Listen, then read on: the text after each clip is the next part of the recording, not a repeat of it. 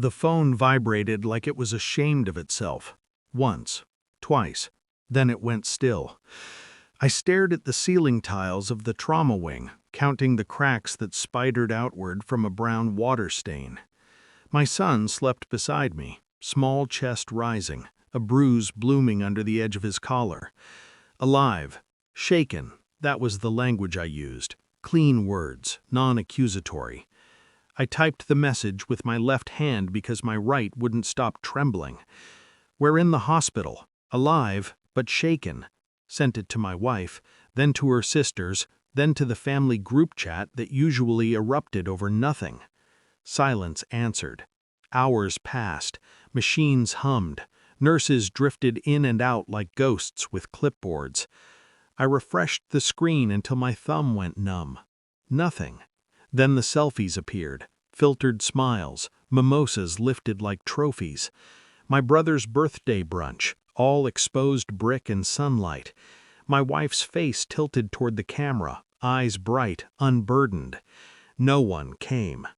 3 days later, my phone screamed itself awake. 48 missed calls, stacked like a confession. One message cut through the noise, sharp and formal. "Answer now. We need you." It was from my wife's father. I answered, and I heard breathing on the other end, ragged, frightened, before he spoke.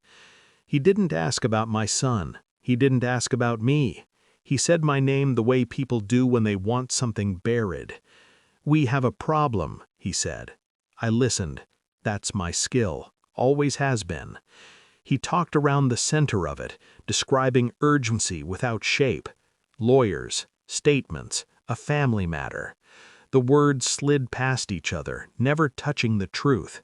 When he finally said accident, something cold settled behind my eyes. I said nothing. In the hospital, a police officer had asked routine questions. Make, color, direction of travel. The driver fled. That detail stuck with me, the way people run from mirrors. I asked my father-in-law a single question. Who was driving? Silence, long enough to be an answer. My wife had been unreachable for 3 days. When she finally appeared at home that night, she smelled like citrus soap and panic. She touched my arm like it belonged to someone else. "I didn't see my phone," she said. "The brunch ran long." I watched her mouth shape the lie. Not angry, curious. Her sisters texted apologies that felt copy-pasted. No one mentioned the hospital. No one mentioned my son's nightmares. Pieces began to align, not the big ones, the small, inconvenient ones. A borrowed car, a canceled ride, the way my brother's smile in the selfie didn't reach his eyes. I didn't accuse, I waited. Waiting is an education. I requested the incident report. Routine. I pulled traffic camera logs from the intersection. Public record if you know how to ask. I noted the timestamp against my brother's brunch photos, the angle of the sun, the half-empty glass near his elbow. I listened to voicemail metadata, checked rideshare receipts, watched my wife sleep with her phone face down on the nightstand. Outwardly, I was calm, helpful, grateful for casseroles and hollow concern. Inwardly, I built a map. The car that hit us belonged to my wife's father. He'd lent it out before. He liked to be useful. The officer had mentioned a smell without making a note. Alcohol is a word that evaporates when families have influence. I took my son to school and learned which parents don't ask questions.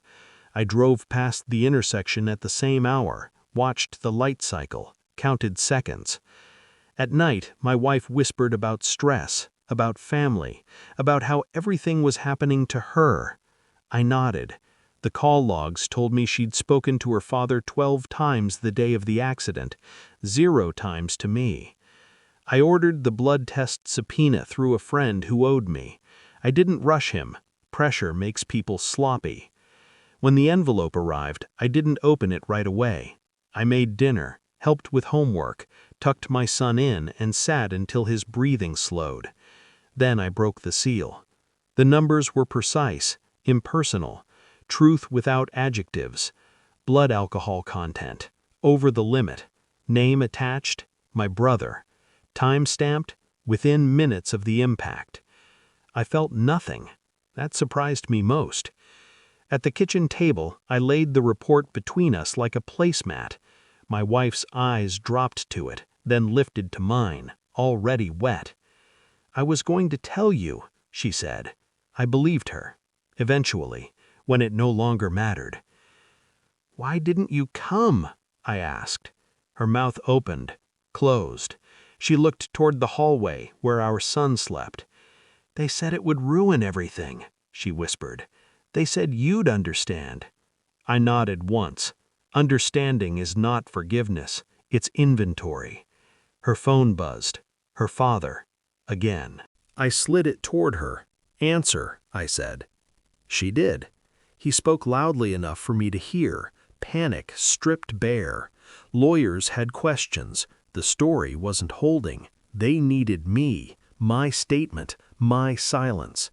I watched my wife crumble while I remained intact. I went to see my brother. He looked smaller in the visitation room, bravado replaced with a twitching knee. He started to speak. I raised a finger. "I know," I said. That was all. I handed him a copy of the report and a second envelope, my statement to the police. Detailed, timed, accurate. "I'm not angry," I told him. "I'm finished." Later, I met my father-in-law in his office, where certificates lined the walls like shields. He offered me coffee. I declined. "They need you," he said. "I needed you," I replied, 3 days ago. I slid the final document across the desk, a request for sole decision-making in my son's medical care, citing neglect. I watched the color drain from his face as he understood the shape of the future. At home, my wife packed a bag. She cried quietly, as if noise might worsen the outcome. I stood in the doorway and held it open. "This isn't punishment," I said. "It's accuracy." She left. The house is quieter now. My son laughs again, short bursts, careful but real. I keep the windows open. I let light touch the floors they avoided. Sometimes my phone vibrates.